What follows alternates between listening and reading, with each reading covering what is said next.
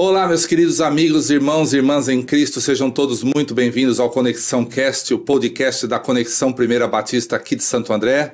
Eu sou o pastor Marcos Grava e hoje recebo um amigo pra lá de especial, um companheiro de ministério. Estou falando de Leandro Tinoco.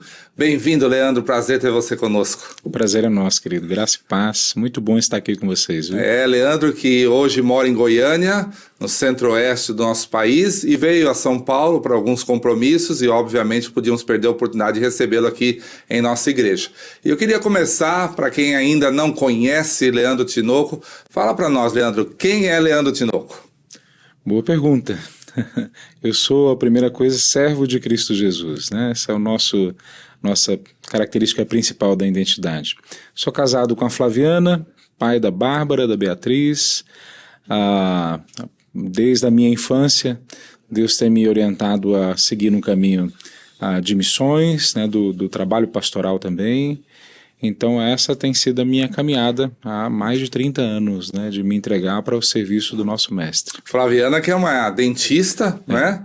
Que largou tudo para seguir aí o chamado do esposo, não é? Exatamente. Ela esteve no campo onde eu estava, na Ásia, né, fazendo uma viagem de curto prazo, e ela foi para buscar um crescimento espiritual, uma experiência com Deus mais profunda, e quando chegou lá ela descobriu que a profissão dela poderia não só ser útil, mas abrir portas, né, para outros trabalhos missionários que naquele campo fechado, né, abriam portas via a profissão dela, na odontologia. Você que nos ouve aí, saiba que profissões relacionadas à saúde, educação, são hoje grandes portais para o trabalho missionário em qualquer lugar do mundo. Podemos acessar qualquer parte do mundo através dessas profissões.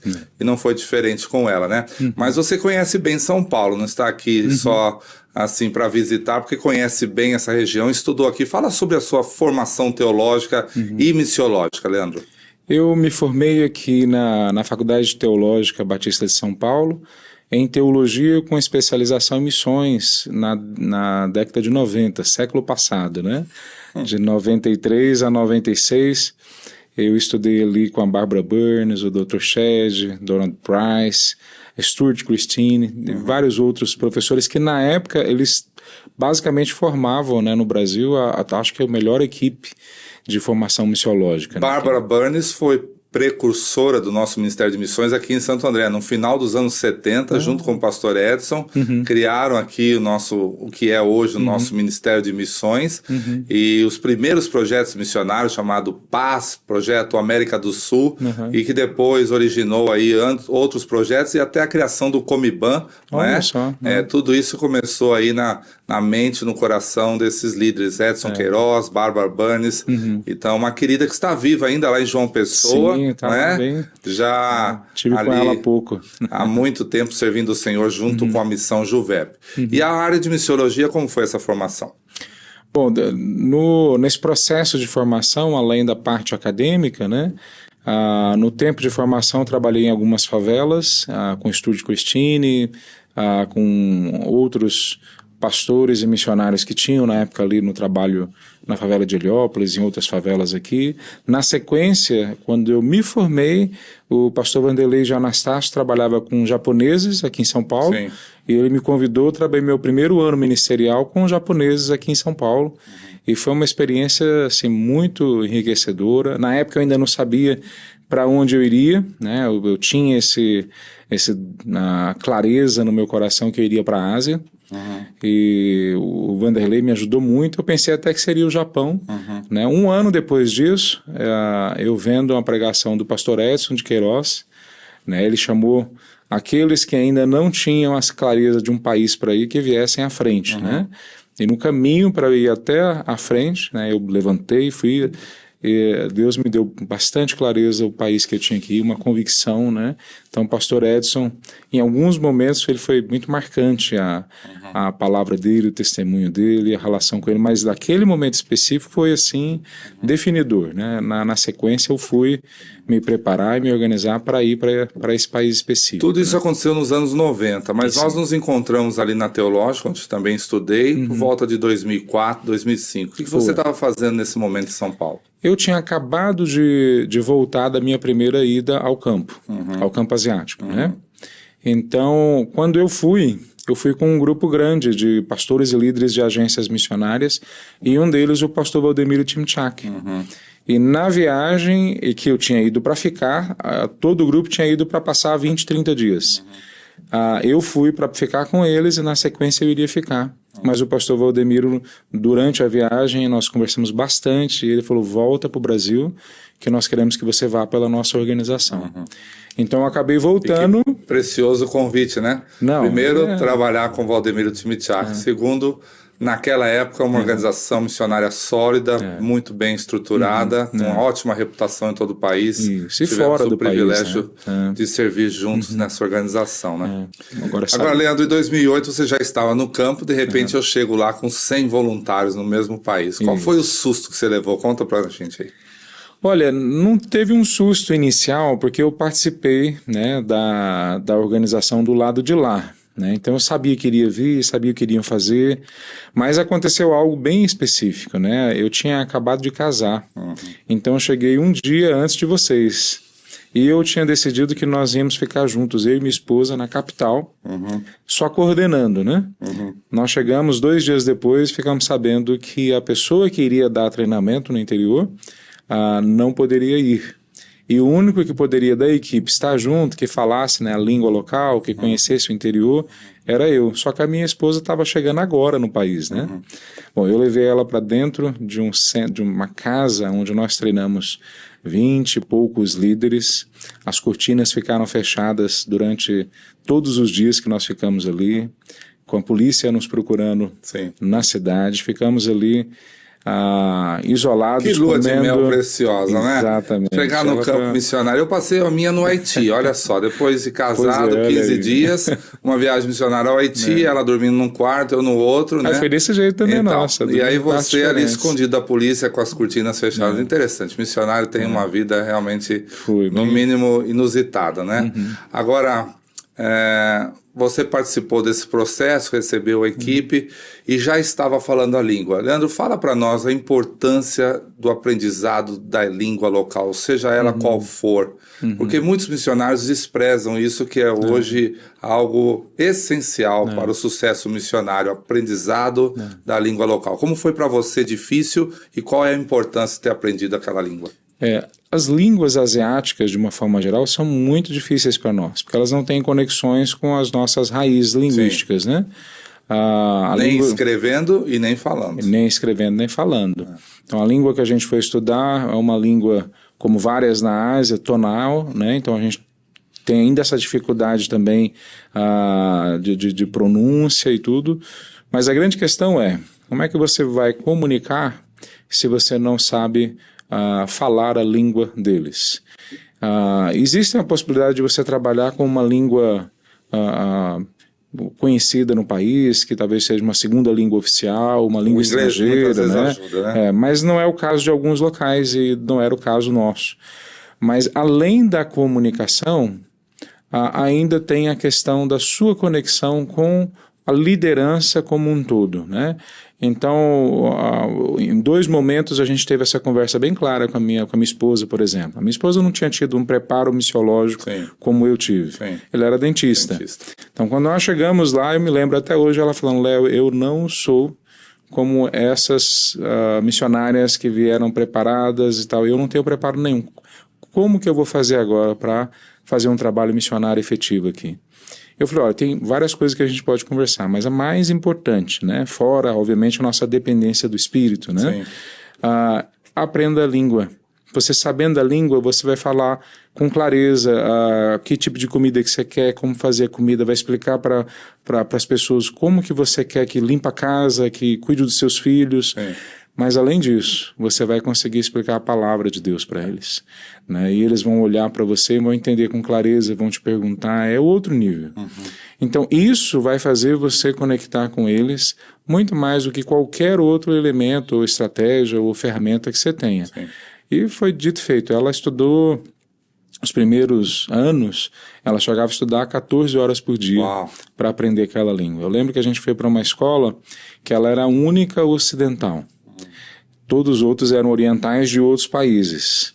E a professora, nas 2 primeiras semanas, falou para ela: desiste, você não vai conseguir. Aqui todo mundo já está na sua frente, desiste. E ela, 14 dias, passou estudando, chorando. E eu chegava em casa, dava vontade de ir lá e falava: minha filha, meu amor, vamos fazer de outra forma. Mas eu segurei e falei: não, vou esperar pelo menos um mês para, de repente, a gente buscar outra estratégia. As primeiras 2 semanas, chorando, ela estudava 14 horas. E na 3ª semana eles tiveram a prova, ela tirou a melhor nota da sala. Uau. O resto do curso para frente, ela foi a melhor estudante que eles tinham na sala, né? E uma das melhores da escola. Então ela venceu a parte linguística. A outra parte, né, assim, além da ferramenta para a tradução, é a amizade. Né? Assim, os nossos amigos eram locais, os nossos amigos eram da terra, eram dali. A gente tinha amigos estrangeiros, mas o nosso dia a dia era convivendo com eles. A gente não via televisão do Brasil, a gente não lia livros do Brasil, a gente se esforçava para entrar no ambiente deles, linguístico e familiar. Essa imersão é muito importante. Muita gente vai para o campo e, obviamente, sente saudade e um refúgio é procurar amigos brasileiros, comida brasileira, gente que fala o português, e isso acaba dificultando essa identificação que é crucial no processo de desenvolvimento missionário. Mas vamos falar um pouquinho sobre a perseguição, que nós estamos falando de Ásia.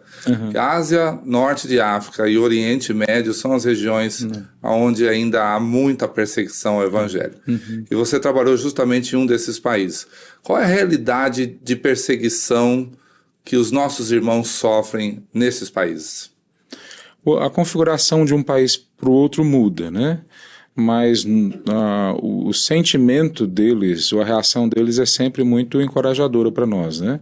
Eu nunca vi ninguém nesses países que a gente trabalha que tem perseguição pedindo para nós, para a gente orar para acabar a perseguição. Nós oramos sobre isso. Eu nunca vi eles orando sobre isso. Eles oram para nós pedindo para a gente orar por coragem, por portas abertas, por sabedoria no uso dos recursos.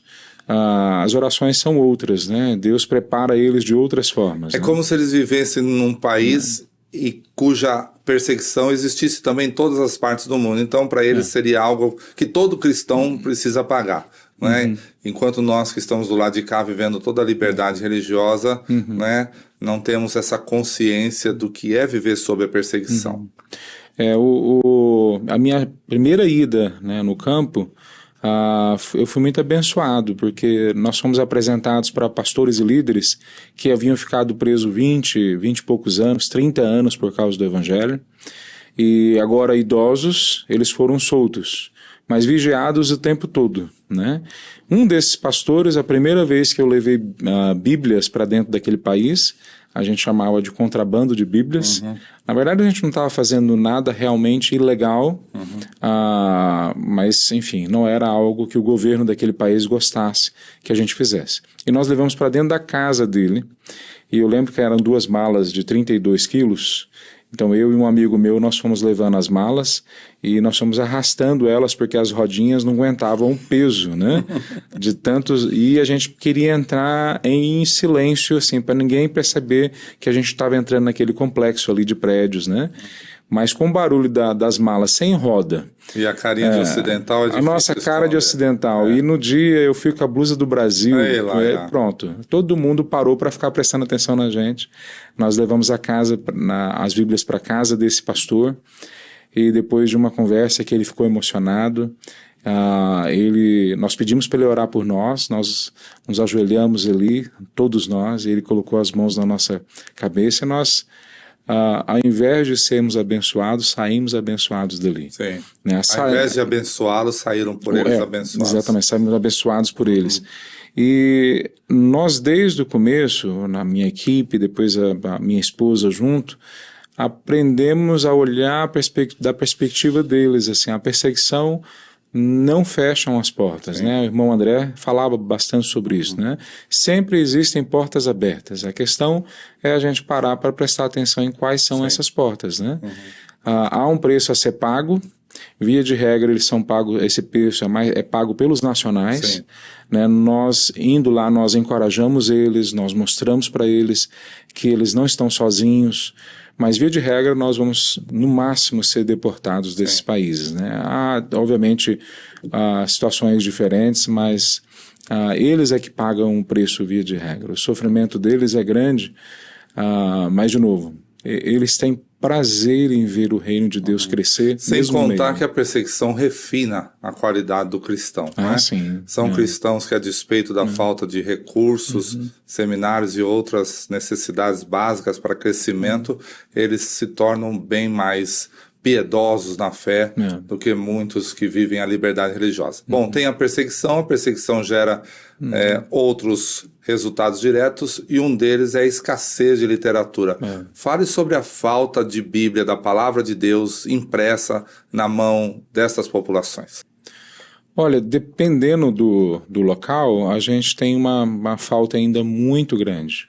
Mas a verdade é que nas grandes cidades da Ásia hoje você tem acesso a Bíblia praticamente em todas as línguas que a gente tem necessidade na Ásia, ou pelo menos as línguas que a gente chama de gateway, aquelas que são a porta de entrada, as majoritárias, né? Um desses países, por exemplo, que havia uma grande falta de Bíblias aí desde a década de 50, 60, né? Recente, a informação que nós recebemos das igrejas é que eles têm Bíblias para todas as igrejas. A questão é, quando eles querem fazer um processo evangelístico, e isso eles fazem com muito mais vigor do que a igreja brasileira, eles não têm muitas vezes condições de comprar a quantidade de Bíblias que eles precisam. Um exemplo, uma igreja que a gente foi entregar Bíblias uma vez, eles nos pediram 10 mil Bíblias e eu conheci a realidade deles e falei, olha, eu sei que vocês têm Bíblias, por que vocês querem 10 mil Bíblias? E eles falaram, nós vamos fazer o impacto evangelístico no próximo feriado. E nós queremos alcançar 10 mil pessoas no impacto evangelístico.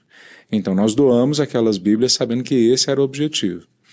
Agora, quando você olha para os povos não alcançados nesses locais, você precisa tanto de Bíblias que já foram traduzidas para essas línguas, né? Quanto de ajuda na tradução para essas línguas, quanto no envio e preparo de mais missionários, inclusive da terra, para traduzirem a Bíblia para essas línguas, né? Então, todos esses processos são mais caros, mais difíceis e muitas vezes mais monitorados pelos governos locais. Sim. Agora, muita gente que está nos ouvindo talvez pergunte, nós estamos em 2024, a Bíblia digital é uma realidade aqui no Ocidente. Por que ela não chega nas mãos de muitos desses cristãos orientais? Ela chega, né? Alguns países, no entanto, tornam ilegal você receber qualquer material religioso de fora do país. Então você pode tornar um irmão nosso uma vítima fácil, né, do governo local, se ali ele estiver sob uma lei assim. Mas nós temos também rádios, por exemplo, que são distribuídos, tanto a rádio no sentido de uma... Como é que fala? Uma transmissão aberta, quanto o rádio mesmo, a Bíblia, em áudio, né? Que a gente funciona a luz solar muitas vezes. Muitas vezes a luz solar, ela é muito útil. A gente tem que lembrar que os povos não alcançados, muitos deles ainda não têm uma língua letrada, não tem uma escrita. Então, você tem que dar em áudio a Bíblia para eles, né? Então, além dessas estratégias, a gente tem, obviamente, acesso a músicas, a gente tem acesso a filmes. O filme Jesus, por exemplo, hoje alcança mais de 7 bilhões de pessoas. Se eu não me engano, é algo em torno de 7 bilhões e 500 de pessoas ao redor do mundo. Então, mesmo que nós tenhamos uma grande necessidade de tradução da Bíblia, nós conseguimos usar a tecnologia para fazer a Bíblia hoje chegar em 95% da população mundial. Uma das questões, no entanto, que o pessoal da tecnologia tem que lidar é que a palavra de Deus, ela precisa de pessoas que a expliquem, que a proclamem, que a demonstrem. E esse é o terceiro problema. Não tem a palavra, então dificilmente também falta seminários que preparem líderes para a pregação da palavra, não é? Qual é a dificuldade para formar líderes em seminários teológicos nesses países? Olha, primeiro a dificuldade da perseguição, a dificuldade de professores. Teve um momento, por exemplo, que nós estávamos ajudando a mais de 10 seminários espalhados pelo país onde nós estávamos, mas a grande necessidade que a gente tinha era de professores. Não era nem de Bíblias e nem de livros teológicos, eram de professores. E se a gente trouxesse só professores que não falavam a língua local, mesmo assim era difícil achar, mas ainda tinha mais outra dificuldade, que é achar bons tradutores. Sim. Mas para achar pessoas que falavam naquela mesma língua, então a dificuldade se tornava ainda maior. Sim. Tem um outro nível de dificuldade, que o nosso processo de treinamento teológico, embora ele possa ser muito útil, né, em alguns momentos, mas em outros momentos ele não é útil para a prática ministerial em ambientes tribais, em ambientes que muitas vezes não tem uma escrita, Sim. em ambientes isolados, em regiões extremas.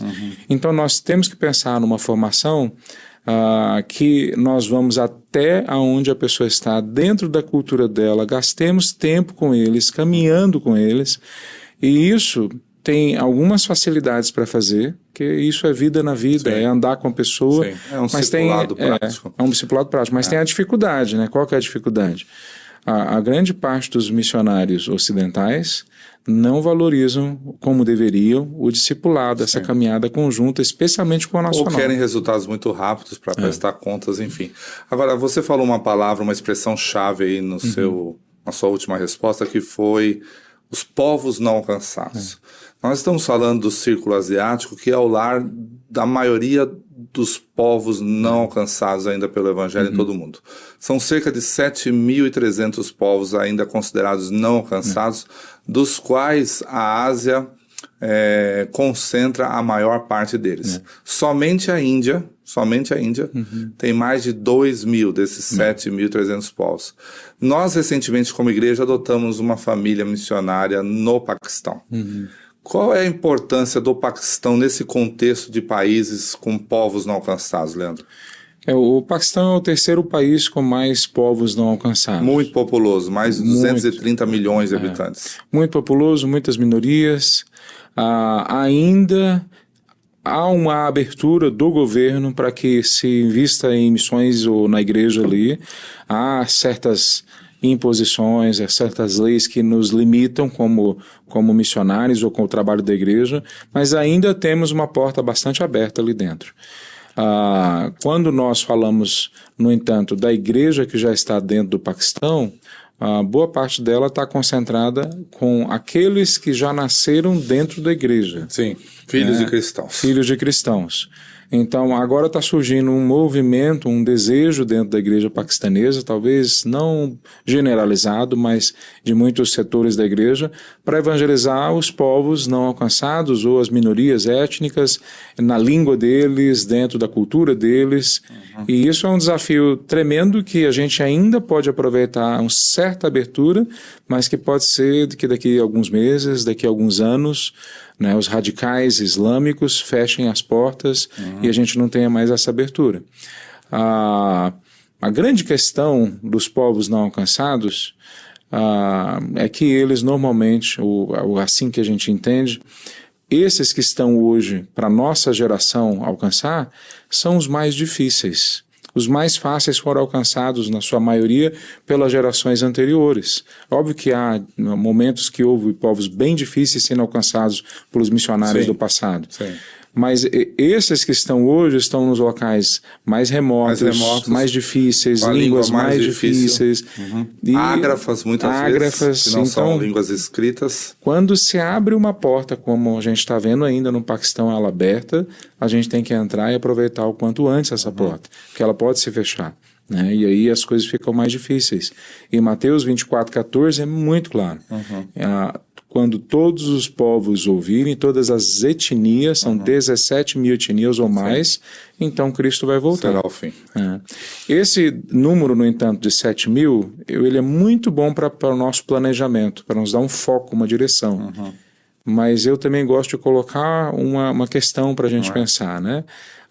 Essa lista ela está sendo o tempo todo diminuída, né? O tempo todo povos estão sendo alcançados, mesmo sem o nosso esforço, como igreja ocidental ou como igreja já instituída.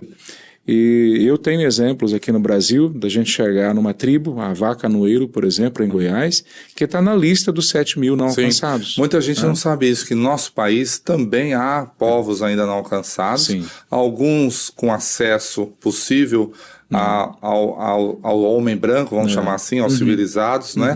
E outros que estão de maneira tão remota que não há qualquer contato com essas pessoas. Elas vivem ali nos lugares mais remotos da floresta amazônica. Fala um pouquinho desse trabalho que vocês também fazem com grupos não alcançados dentro do território brasileiro. Hoje a gente tem trabalhado com ciganos, especialmente em Goiás. Eles, dentre os ciganos no Brasil, estima-se aí mais ou menos 1% de evangélicos, então é uma quantidade muito pequena. Com quilombolas, a gente tem mais de 5 mil comunidades quilombolas no Brasil, em boa parte delas sem a presença ainda de um testemunho do evangelho com clareza, né? Já adaptada à cultura deles, ou de uma forma que fique claro para eles, né, o evangelho. Mas um dos grandes desafios, o que você falou, são mais esses povos que estão mais isolados, né? Na Amazônia, por exemplo, o principal local é o Vale do Javari, ou Ravari, enfim, a divisa do Brasil, Colômbia e Peru. A gente tem no Brasil inteiro cerca de 100 povos não alcançados. E a gente está falando de povos originais, povos daqui de dentro do Brasil. Óbvio que tem povos vindo de outros locais, né? Países da América Latina, países da Ásia e vindo para cá. Mas esses povos que são mais isolados, há questionamentos se eles são tão isolados assim. Né, se eles não têm acesso a outras tribos, se eles não têm acesso à cidade, mas mesmo que eles tenham algum acesso, a verdade é que estar no meio deles, ir até eles com o evangelho, é um desafio muitas vezes para nós intransponível. Então nós precisamos de outros indígenas, de outras tribos treinados que já se adaptam e conseguem sobreviver na selva, nesses ambientes. E aí nós temos que trabalhar com eles não como se eles fossem inferiores, subalternos, né? A gente tem que trabalhar com eles sentando na mesa e vamos planejar. Isso já é uma realidade, felizmente, hoje, né? Graças aos esforços aí dos nossos missionários mais recentes, foi criado o COMPLEI, sim, o COMPLEI é um ótimo exemplo. Que é o Conselho Nacional de Pastores e Líderes Evangélicos Indígenas, liderado por indígenas, né? Que tem um seminário do qual, inclusive, nossos missionários ali próximo de Manaus fazem um trabalho Semiratá, que é um seminário que forma lideranças indígenas e envia-os de volta para suas tribos. Então hoje já começa a acender uma luz da possibilidade de alcançar esses povos mais isolados. E foi aí então que você, voltando do campo asiático, decidiu criar a Conectar. O que é a Conectar, Leandro?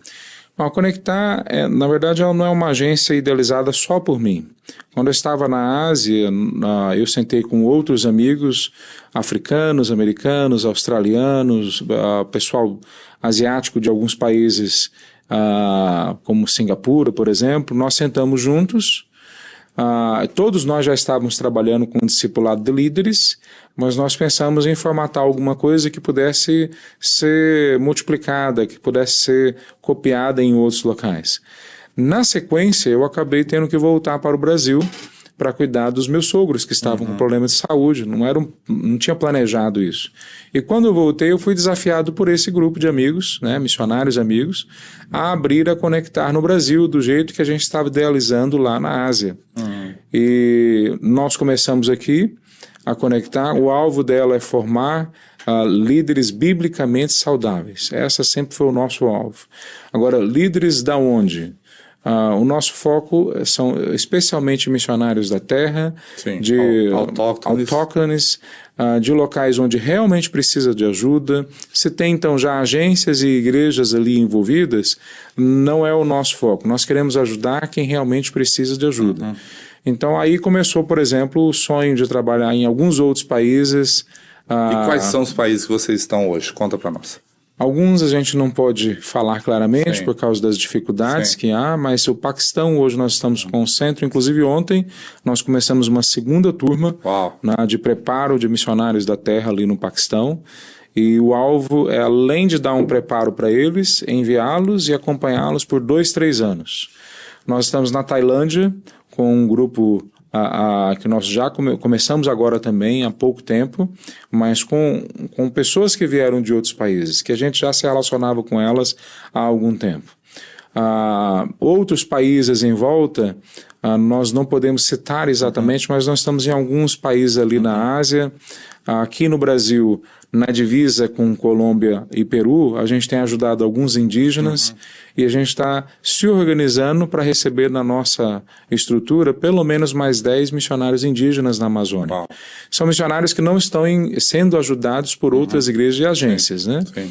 O foco é acompanhá-los, estar ali para eles ajudando no networking, no levantamento de financeiro para as necessidades deles. Com R$1.000 você sustenta uma família missionária indígena na Amazônia, que vai chegar num local que nós não conseguimos chegar. Né? Então, ajudar eles no planejamento estratégico, ajudar eles também no treinamento dos novos missionários. Então, tudo isso é o Voltando alvo, a falar sobre aqueles que estão ali no círculo asiático, nessa região tão inóspita para o Evangelho e também tão carente do Evangelho. Qual é a maior necessidade dos líderes locais que vocês capacitam? É treinamento teológico, material de trabalho ou é recurso para a sua subsistência? Olha, eu creio que a maior necessidade deles, e eu não estou falando isso de uma forma leviana, assim, a maior necessidade deles é a gente pegar na mão deles e falar, vamos juntos. É cuidado. Essa é a maior necessidade. Alguns deles são bem melhor na relação com o trabalho evangelístico, empreendedor, do que nós somos. Eles têm um vigor. Esse tabu do Ocidente de pensar que só nós sabemos o que é evangelho e como evangelizar. E que chegando lá, as pessoas locais não sabem exatamente. Nós estamos falando de muitas famílias que nasceram na fé e vêm carregando aí de gerações em gerações o evangelho com uma riqueza, de perseguição, às vezes, não é? Mas que conhecem profundamente a palavra de Deus, conhece e vive os milagres de Deus, não é? E que realmente precisa, como você disse, de uma mão estendida, de um apoio, de alguém dizendo assim, nós estamos na sua retaguarda. Nós oferecemos para eles, obviamente, treinamentos e normalmente é personalizado. Nós não chegamos com um pacote e falamos, olha, esse aqui é o treinamento que nós temos. Nós chegamos e perguntamos o que é que vocês precisam. Eu lembro que uma vez eu cheguei para dar um treinamento para um grupo de líderes. Tinha pastores ali com igrejas com 2.000 membros, com 6.000 membros, com 9.000 membros. Eles estavam ali para ter um treinamento. E eu comecei a falar sobre um assunto que era liderança espiritual. E em algum momento eles começaram a desviar e perguntar sobre outras coisas. Uma delas era dons espirituais. E eu gastei um bom tempo respondendo perguntas e aprofundando no texto bíblico, porque não eram os jovens estudantes, eram pastores já experimentados. E eu lembro que no intervalo, depois de umas quase 3 horas nós conversando, eu fui no banheiro. E no banheiro eles tinham vários livros de teologia na língua deles, guardados ali. Era um banheiro grande, né? E eu dei uma olhada naqueles livros, peguei alguns depois, saí, fui folhear. Os mesmos assuntos que eu tinha acabado de dar aula para eles estavam na língua deles, muito bem escritos. Assim, o material estava ali. E eu perguntei para o líder que tinha me levado àquele encontro. Eu falei, rapaz, vocês têm tudo aqui. Eu estou falando para vocês ali um conteúdo que vocês já têm. Sim. Qual que é a relevância de eu estar aqui? Ele falou, esse material está há bastante tempo aí, nos entregar. Ninguém veio aqui explicar, responder nossas perguntas, mostrar na prática como que isso funciona, voltar depois, ver como que aconteceu, fazer uma avaliação, aplicar de novo. Então, nós pegamos esse material, valorizamos em alguma medida, mas nós colocamos lá na prateleira e continuamos a nossa vida. Então, a maior necessidade deles, assim como muitas vezes a nossa também, né? São pessoas mais maduras que possam ser nossos mentores, que possam ser nossos diretores espirituais, que era a linguagem que se usava antes na espiritualidade clássica, né? E essa necessidade, ela cresce na medida que você trabalha com jovenzinhos. Sim. Se você tem jovens de 20 e poucos anos dispostos a entrar no meio da Amazônia, nós demos o treinamento na Colômbia há uns 2 anos atrás, já no finalzinho da pandemia, e tinham jovenzinhos de 3 etnias. Esse projeto faz parte do Planters, inclusive, que é o Lidório, o Marchimido que lideram. E a gente estava dando treinamento para eles tinham conhecimento teológico muito mais profundo do que a média dos membros das nossas igrejas.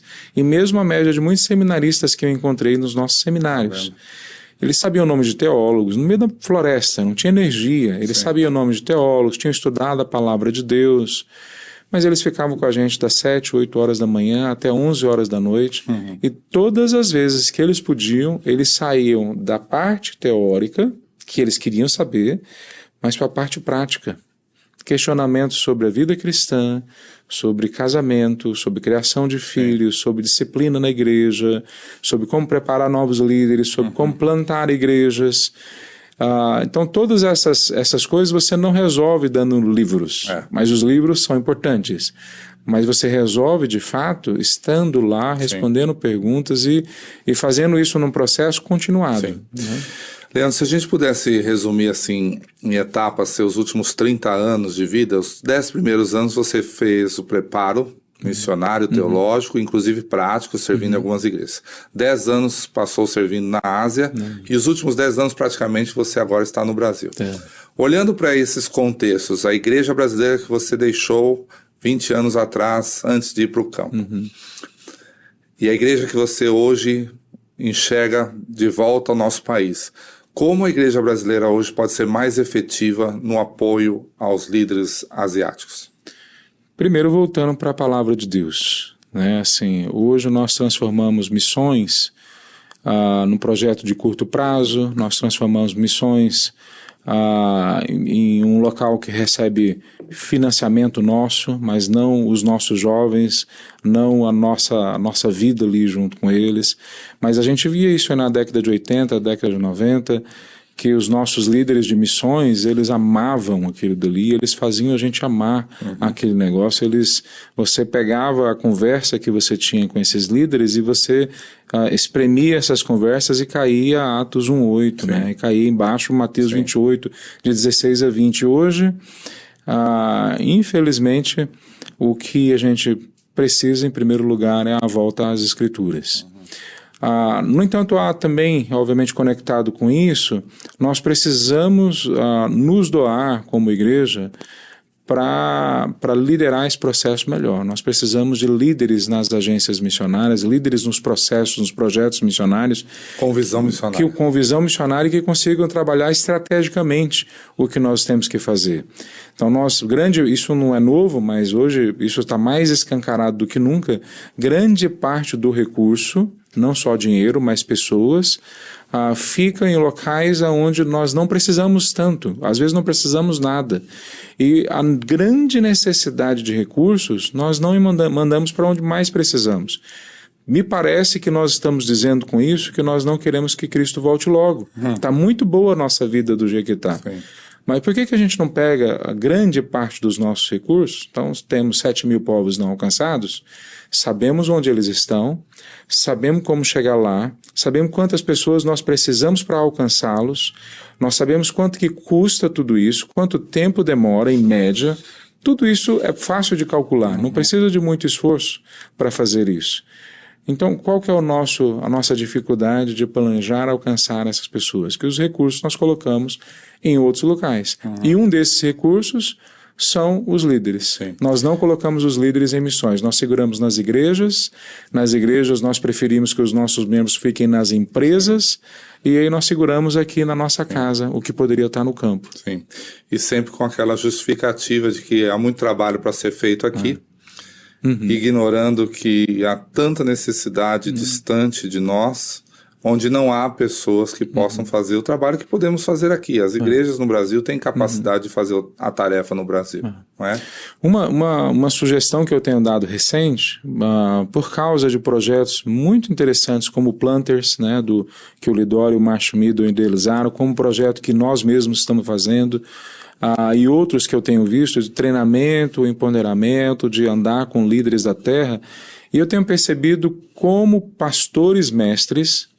Então, realmente, há pastores talvez que não tenham exatamente essa capacitação, essa perspectiva, mas pastores mestres, se eles separassem algumas semanas no ano, talvez 1, 2 semanas, um pouco mais se puderem, para trabalhar em treinamento e acompanhamento de líderes da terra. Pode ser em português, indígenas, ciganos, quilombolas, pode ser em espanhol na América Latina, pode ser usando talvez o inglês em outros locais, ou usando um tradutor para você falar em urdu, né, com um paquistanês online. Se cada pastor no Brasil, sério, que tenha a perspectiva de mestre, né, ele sabe ensinar, se doasse um pouco, nós prepararemos numa velocidade muito maior líderes da terra, e só isso aí já seria um impacto tremendo hoje no campo missionário. Sim. Sabe, Leandro, que recentemente eu estive numa reunião de pequeno grupo aqui da nossa igreja, né? Temos essa estratégia, e era um pequeno grupo jovem, eles estavam aguardando minha presença há um bom tempo. E aí fizeram várias perguntas, né? Botaram o pastor na parede e sabatinaram mesmo, né? E foi muito gostoso estar ali com eles, ver o desejo de conhecer um pouco mais seu pastor e o que a liderança pensa sobre a igreja. Mas uma pergunta me chamou muita atenção. Um deles disse assim: pastor, o que você enxerga da igreja brasileira daqui para frente?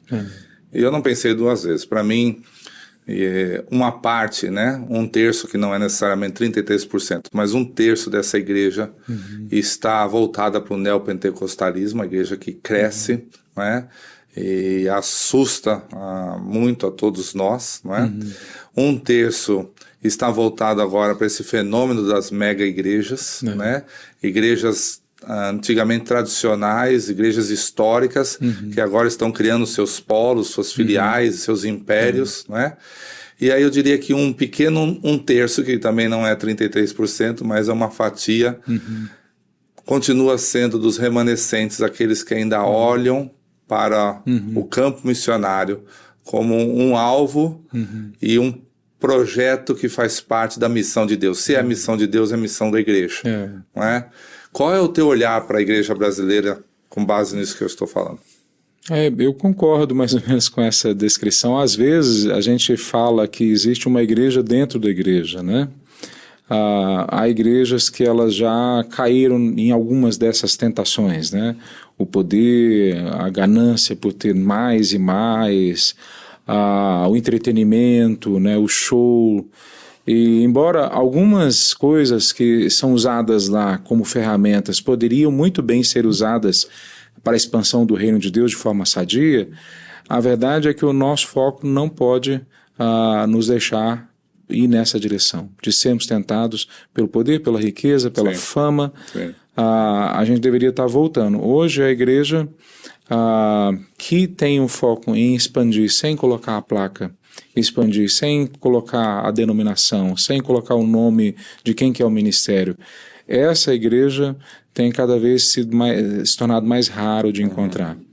Tem um exemplo, por exemplo, um missionário nosso, que hoje é nosso, ele foi por uma dessas igrejas da moda, né, grande, e foi para a Ásia, um país da Ásia. E a promessa é que ele chegaria lá, trabalharia numa escola, num local muito bem estruturado para alcançar o povo da terra.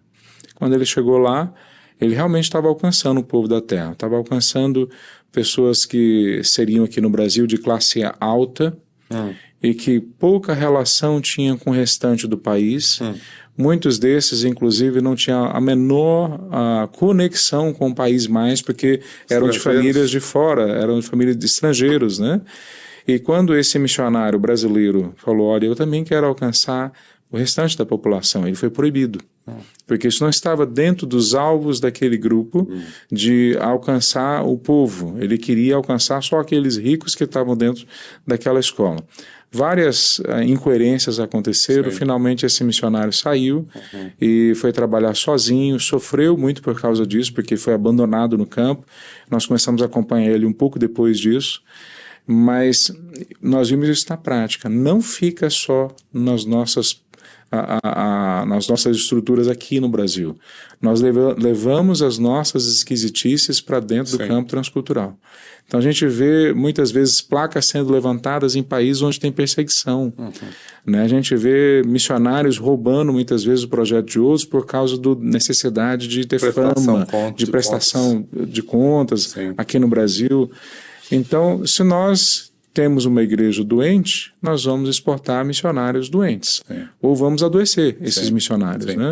Essa realidade que você descreve da igreja missionária brasileira não é diferente das grandes potências missionárias do passado. Estados Unidos e Europa também estão arrefecendo nesse trabalho. Recentemente consultei um missionário americano também da nossa igreja, casado com uma missionária nossa, e perguntei sobre a vivacidade ainda presente na obra missionária, na visão missionária americana.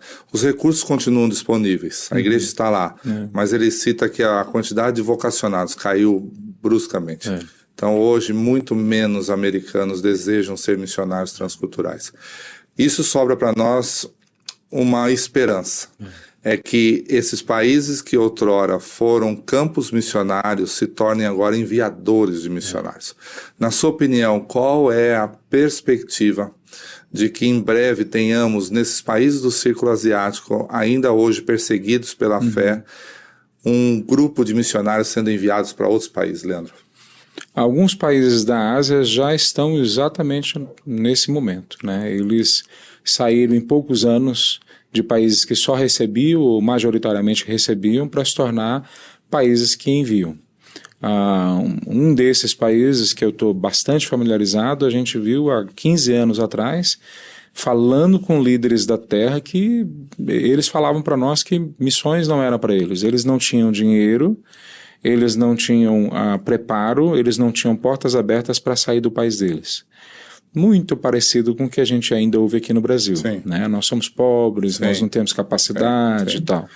Hoje, 15 anos depois, eles já estão se tornando uma das maiores potências já no envio de missionário. A Índia é muito conhecida nesse sentido também, Coreia do Sul, num passado recente, agora talvez já está havendo alguma mudança, mas ainda com muito vigor, né? A África, cada vez mais a igreja africana tem levantado missionários.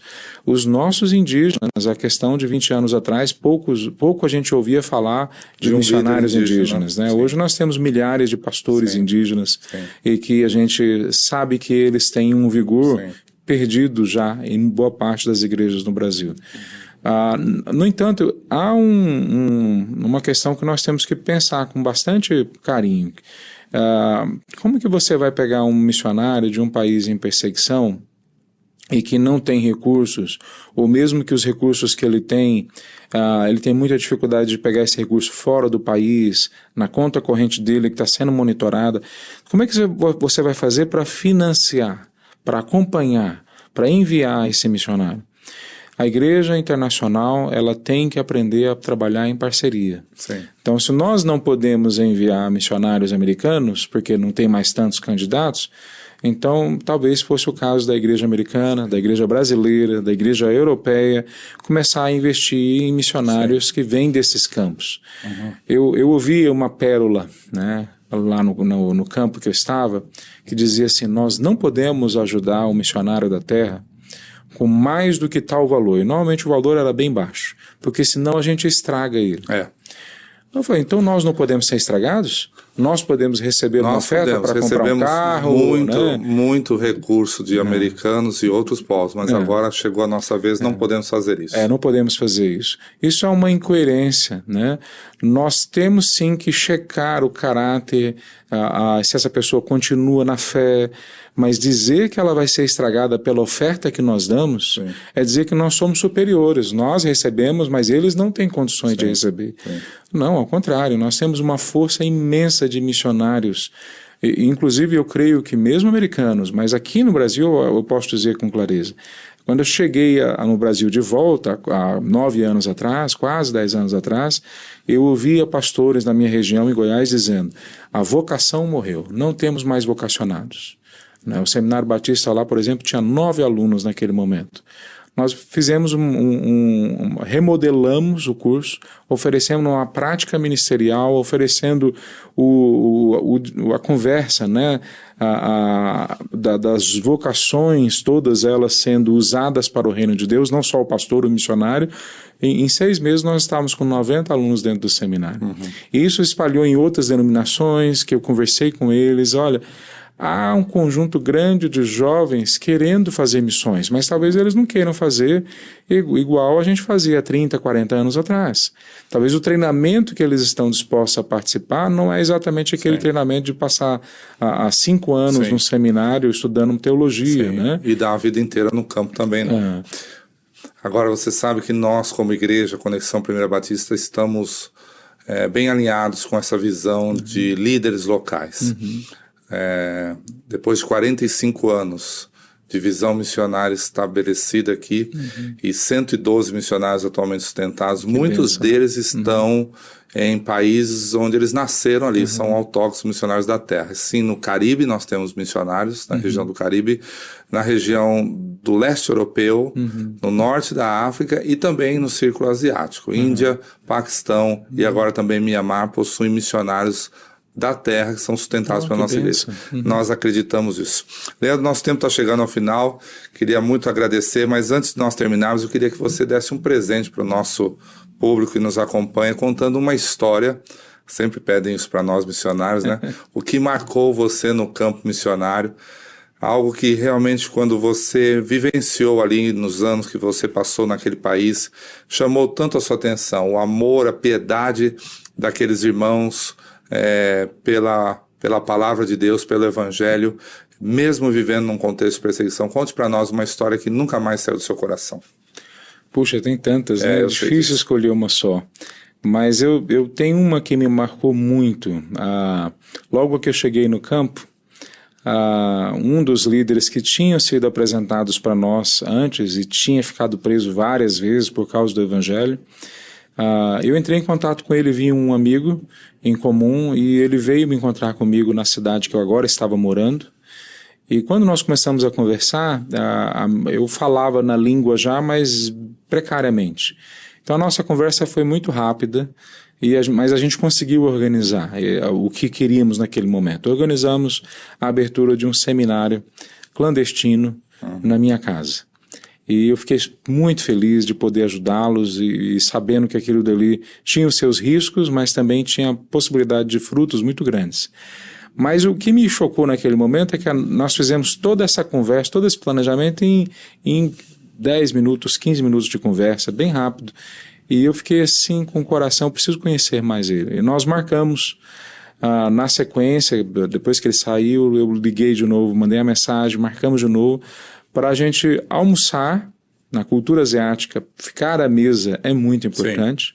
E eu tinha chamado ele para tomar um café na primeira reunião e o café não colou bem. O café não era o que ele... Essa é coisa de brasileiro. Aí eu chamei para almoçar, nós sentamos umas 11 horas da manhã e nós ficamos até quase o fim da tarde juntos.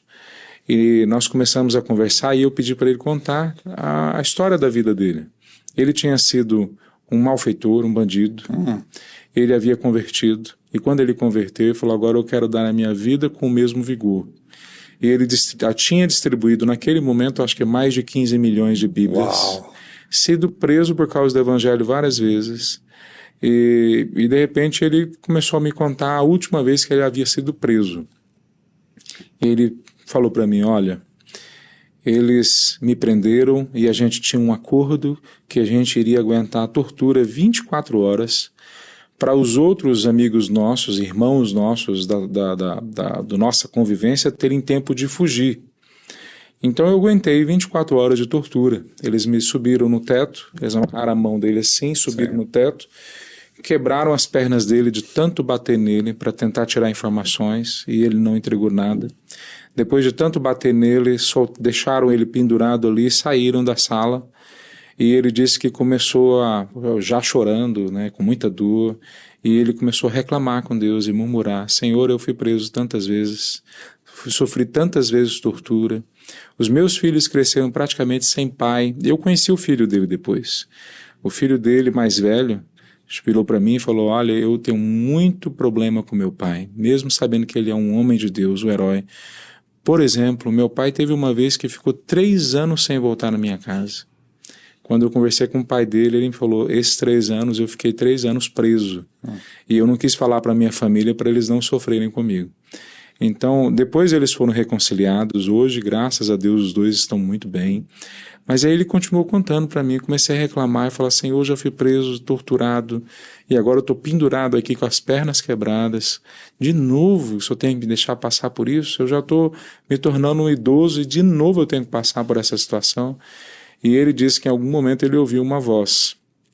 E a voz dizia: eu também fui pendurado. Ele disse que desmontou em choro na hora, e agora não mais o choro da dor, mas o choro da vergonha, né, de estar reclamando com Deus. E ele falou: Senhor, eu posso ser pendurado quantas vezes for necessário. É uma honra para mim estar nessa posição de sofrer pelo reino de Deus.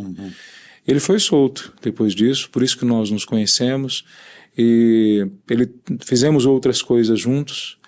E o que me impressiona em líderes como ele é que o vigor deles parece que não tem fim, né? Se eu fosse passar por um momento de tortura assim, eu não sei se eu teria vigor para ir para o próximo momento. Hoje, esse líder está em outro país, já talvez beirando os seus 70 anos de idade, que há perseguição da mesma forma. Nós tivemos uma conversa há questão de 1 mês e pouco atrás. Ele está com o mesmo vigor que de quando eu encontrei ele há quase 20 anos atrás. Eu lembrei do Caleb, né? Quando chega para Josué, em Josué 14, diz: eu tenho agora o mesmo vigor com 85 anos que eu tinha com 40 anos de idade para servir o Senhor. Então, a história desse homem marcou a minha vida e ainda marca. Ele continua lá servindo agora em outro país com perseguição, e nós temos sonhado em fazer novamente alguma coisa juntos, né? Fantástico. Assim nós estamos terminando o Conexão Cast dessa semana com um tema de missões transculturais. Recebemos aqui Leandro Tinoco. Leandro, obrigado, foi um prazer. Prazer, querido. Deus te abençoe muito o trabalho da Conectar. Estamos juntos. Eu quero terminar convidando você, desafiando você a compartilhar. Se você gostou desse podcast, compartilhe aí com seus contatos para que outros possam também ouvir as histórias fascinantes do Evangelho prosperando nos países mais fechados do mundo, mesmo em meio à perseguição. Vamos terminar com uma oração. Pai de amor, muito obrigado por este e muitos outros testemunhos que temos ouvido de gente que o Senhor tem separado para não apenas amar e servir ao Senhor, mas também viver plenamente o preço do Evangelho nesses países. Nós agradecemos por essas histórias, pelos líderes que o Senhor tem levantado nestas nações, que têm a missão de levar o Evangelho a todo o seu povo, a despeito da perseguição. Que o Senhor os abençoe. Amém. Que o Senhor faça florescer uma igreja viva e missionária em cada um desses países, porque temos aprendido que as portas do inferno não prevalecerão contra a igreja do Senhor Jesus Cristo. Assim tem sido ao longo dos últimos 2000 anos.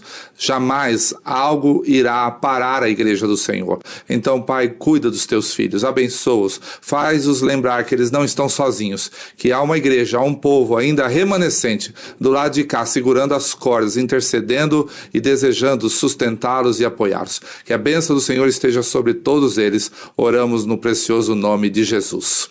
Um beijo no seu coração, Deus abençoe e até o próximo podcast da Conexão Primeira Batista. Amém.